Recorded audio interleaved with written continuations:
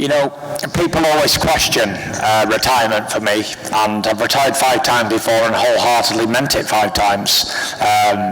Successfully come back 4 times before, and we're going to find out on Saturday night if I'm going to be successful for the 5th time, which I believe I will be. Make no mistake, when I walk away every time from boxing, I have zero intentions of returning. However, after a few months, I'm like bored of the normal life, dropping the kids off at school, taking the dog for a walk, that sort of stuff. And I miss the game, you know, I miss the boxing, I miss the press conferences, I miss everything that comes with the big fights. I miss all that. And this time there was a couple of defining moments for me that made that decision for me to come back, and one of them was my long-term rival Anthony Joshua's crash over in Nigeria. And when I heard that news, it was so sad, and I thought to myself, you know, life's very short, and I've been a big advocate of saying there is no tomorrow. Tomorrow's not promised to anybody, but when things like that happen, it certainly certifies that there is no tomorrow. So you've got to live every day like it's your last, and enjoy. And I thought to myself, you know, I've still got love for this game. I know I can still do it, so that's why I'm coming back. But this time I thought, you know what, it's going to be different again, because for the first time in forever, I'm the hunter, I'm not the hunted. And we all know that when I've always been the hunter in the past, I've always fucked people up. And I feel actually sorry for Arslanbek Makhmudov, because he's got to face me, an injury-free Tyson Fury, and on good form. I've had good preparation, and I'm going to make an example of him. He's a big 6'7" lump, 18, 19 stone. He will not be able to get out of the way of me, and I'll knock his head right off his 2 shoulders. I'm going to lay him unconscious on Saturday night at Tottenham.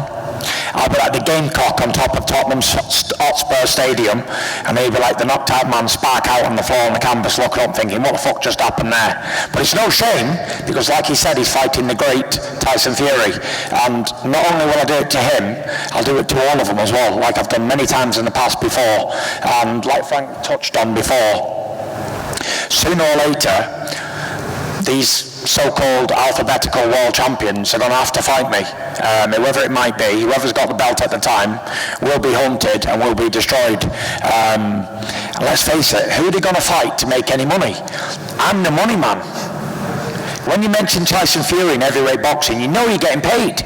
So they're lining up, all of them, whoever's got belts will be begging me to fight by the end of the year. And they're on their knees begging the Gypsy King to fight them. Look at this, I've been out the ring 16 months and back at Tottenham Hotspur Stadium. Mike Spencer, 60, 70,000 people there, bringing the biggest broadcasting streamer in the world with me, Netflix. This is my 6th stadium fight back to back. Who's ever done that before? ChatGPT said, nobody. I'm the first one. Can't argue with ChatGPT. To do, yeah, and first one in history ever to do 6 stadium fights back to back. No one's ever done that before. People fight in arenas and MGMs and whatever else, T-Mobile stuff, but not fucking 6 stadiums back to back. So, obviously, I'm the top man in this division, and I'm going to prove it again and again and again. And it won't be nothing to me, because it's what I do. It's what I do. I fight, I box, and after watching Derek Chisora and Deontay Wilder the other day, I thought to myself, I'm not going to be like that surely on Saturday night, because if I am, please take me out to the field and shoot me. Definitely. No disrespect to them 2 boys. They showed heart of lions and determination and everything. But age waits for nobody. One's 42, one's 40. It's coming to us all. They all say my legs are gone. They all say my reactions are gone. Tune in and find out Saturday night, because I'm telling you they're not, and we're not this motherfucker spark out, and prove it. Well, Tyson, the man that's going to help you do that, you said initially in our first press conference was going to be just you. You were going to train yourself, but when I look at... By the way, yeah, cut you off from talking, I'm the man who's trained myself, fed myself, looked after myself, massaged myself, the fucking lot. Promoted myself, I managed myself. Is there anything else I can't do? You can do it all, Tyson, but when I look out into the front row, I see Sugar Hill there, and he has been spotted. No, Sugar's not here, he's only here for moral support. Oh, he's here for moral support? Yeah. With the pictures AI as well, for that in Thailand. Yeah. Are we going to do this? When did that decision get made that he was going to come in? Maybe not train you, just be there for that moral support that you needed. When did you come in, Sugar? Last week sometime, wasn't it? First of the month. There's one thing that don't tell porkies, and that's ChatGPT. I think there's something going on here. I don't know. When, talking to that camp, it's been rather unconventional, different location, different structure. How's that impacted you? You look happy. I am happy, I don't know if it's because I've been away from my wife and kids for 16 weeks, which is weird if it's true, or if it's just because I've got this rejuvenation from the sun and the good people in Thailand and all of that sort of stuff. Now I'm hoping it's the latter, not the first one. I've been away from my kids and that. It's been a long time. I think 16 weeks is the longest I've ever been away for in my professional life. It's been great out in Thailand, and I recommend it to anybody. It's a great place for training. The only thing is it's really hot every day, which is good for... I thought that was the point. It's good when you're a fat fucker like me to get your weight off, for sure. Get it down anyway, not off. I'm still fat, but still, I'm proud of that. But I got my weight down nice and steady, and I ate good food, and it was just a great experience. And Spencer be phoning me like, "Are you all right, Tyson? You need anything?" I say, "Spencer, I'm 100%. I don't need nothing." He's like, "You don't need nothing?" I'm like, 100%. I'm good. I don't need anything. And it was like, this is new. So yeah, it's been unbelievable. I've had great people around me, great training partners, great team, and everyone's worked in. And aside from all the joking, obviously Sugar's been my long-term trainer and mentor from, we go back to 2009. 2009's a long way, Sugar, isn't it? And then Christian, he's my longest remaining member of the first team. We go back 10 years. And then Sifu, old granddad, where is he at? He's there. I got Grandpapa Sifu there. My two granddads are dead, so I've adopted him as my new granddad. 75 years old, Granddad Sifu, my trainer. And then I've had his son, Junior, and Mark, and all the boys over in Thailand. And it's been an unbelievable team. And Joe and Mark and Kevin. I just had like an unbelievable camp. Like, I've had current WBC cruiserweight champion, bridgeweight champion, training me. I've had Joseph Parker, former world heavyweight champion, training me. I've had upcoming guys training me. It's been unbelievable, honestly. I've had my son in camp, I've had my nephew in camp. What more can I say? I'm on form, I'm ready to fight. No doubt about it. You look like you're ready. You could go tomorrow. Now, when fans think of you, they think of those epic battles like the third fight. Sorry, I forgot the main man. Go on. Asgi. He's been with me the longest of all of them. Where's he at? Asgi, there he is. Me and Asgi go back such a long way, and I'm so happy that he's back a part of the team. He's been a massive boost for me. Maybe it's fucking Asgi, because I tell you what... Who's in the corner? Is everyone in the corner? Since he's been in camp this time, I've been so happy. And at every end of every spot, look at Asgi, and he's like, if he's like that, I know there's a problem. He's like that, everything's good. And he doesn't say anything. I just know by one glance at him that everything's going well. And that's a good thing. There we go. Are you done? Everyone accounted for? Is there anybody else? Shouldn't have said it. No, I think we're all good. There's loads of people. I can keep going on forever. This is not an Oscar speech, Tyson. Personal life, is it? Big shout out to my mum, my dad, my... I'm about to ask you about how camps go. Come on. Now, when people think of Tyson Fury, there's epic nights with Deontay Wilder, that third fight. Also an elusive, a masterful boxer. What version of Tyson Fury are we going to see after this incredible camp out in Thailand with all of the key people? Speedy, skillful, handsome and destructive.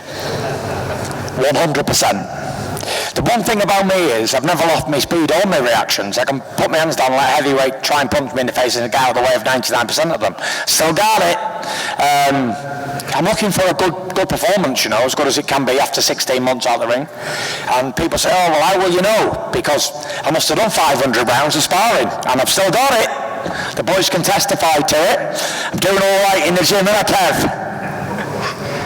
There's no doubt you walk out at Tottenham in front of 60, 70,000 British boxing fans. It's been a long time since you've been back in front of those guys. How exciting! How much does that drive you to put on that show? You said some harsh words to the man to my left. You said you want to make his face look like a butcher's block after 4 rounds. How much is that motivating you? if he goes that far. It motivates me. It's been 4 years since I've been boxing in the UK. I've been out in Saudi Arabia, which was fantastic for me. It was unbelievable. Big shout out to Turki Al Sheikh and his Royal Highness MBS and everybody else involved. Dr. Rakan as well. I keep forgetting all these important people. I must have given you a platform punches to the face. But yeah, like to come back to England and fight here in a stadium at Tottenham Hotspur, let's hope I do a lot better than Tottenham are doing right now, because they're shocking at the minute. It's an unbelievable experience, you know, to have 60, 70,000 cheering fans for you on Saturday night. Makhmudov's never been in that type of deep water before. His legs might go before he gets to the ring. You know, it's a somber experience. If you've never been to big time boxing before, and then you wake up and you're in the deep end, you're in the Atlantic Ocean, and you say, let's swim back to England. That's how it feels like. All the world's cameras and media are watching you, 70,000 screaming British fans watching you. It's an uphill battle. But listen, David slayed Goliath. Anything can happen in this boxing ring, and Makhmudov, make no mistake, as confident as I am and punching his face in, 100% confident. He's a dangerous man. I heard he had 17 knockouts within the first 3 rounds of 19 KOs, and only two people went the distance with him. Carlos Takam and Dave Allen, who were both tough guys. So, you know, I've never overlooked anybody in my life, and I've definitely not overlooked this beast. He's a scary dude, and he almost pushed me off the top of Tottenham Hotspur Stadium 3 times the other day, which was, I was thinking to myself, why the fuck have I come up here? I was absolutely shitting myself. It was so high, and I was looking down, it was a glass floor, and the wind was blowing, and it was shaking, and then Arslanbek decided to pretend to shove me. My legs went to jelly. I thought, I'll fight this man 100 times, but I can't tell you this, I'm going to faint. I'm going to fall off it. I was that nervous. I didn't know I was afraid of heights until I got up there. What a surreal experience that was. But it won't be anything compared to what he's going to face on Saturday night. Do you think the lights will be too bright for this man come Saturday night? And you've dealt with only one way to find out. All the thinking, guessing, predicting ain't far to wait and watch. Tune in on Saturday night. What time is this fight going to ring-walk live? Me? 9:30, 10 o'clock is it? We'll have to speak to the guy from Netflix. Depends on... If anybody in here can tell me that information? 9:30 to 10. 9:30 to 10. Yeah. It's a bit weird, isn't it? That's not a time. That's between 9:30 and 10. Oh, 9:30 and 10. Okay, correct. There you go. Is that all right with you? That's all right. That's nice. The lights will be just sure bright must enough. be walking out 3 in the morning in Saudi, for sure. Or 2:30. At least I can go get kebab after the fight. Tyson, finally, I'm gonna wrap things up. You've mentioned a lot about pushing this sport forward. How do you, Tyson Fury, make boxing great? I bring the biggest and baddest shows to live television. It's a travelling circus. Wherever I go, I bring the attention. Not only have I got a massive fight on Netflix, which will be viewed by millions of people in the world, on Sunday I release season 2 of At Home with the Furies with Netflix also, so that's something to put on your reminder list as well. Season 2 At Home with the Furies released Sunday. There we go. And we know what comes next after this fight. You beat this Russian Man Mountain, and potentially that fight. I'm sure there's all been waiting for. There could be, especially if you end up fighting the man that everybody knows would want to see, Anthony Joshua. Do you see that fight happening? Well, I don't want to be mentioning anybody's names, name dropping, when I've got a dangerous heavyweight in front of me here, and Arslanbek Makhmudov, and all those other tossers can wait their turn to get a good hiding. But first, I've got to deal with him and give him a good hiding first, because many men have overlooked the first hurdle at bigger names and been chinned, i.e. Anthony Joshua done that before. But we're not going to go there, because that's what I don't do. I like to just focus on the one man here who I've got, and then come Sunday, you can ask me all the questions you want about any other heavyweight in the world, but give this man his respect.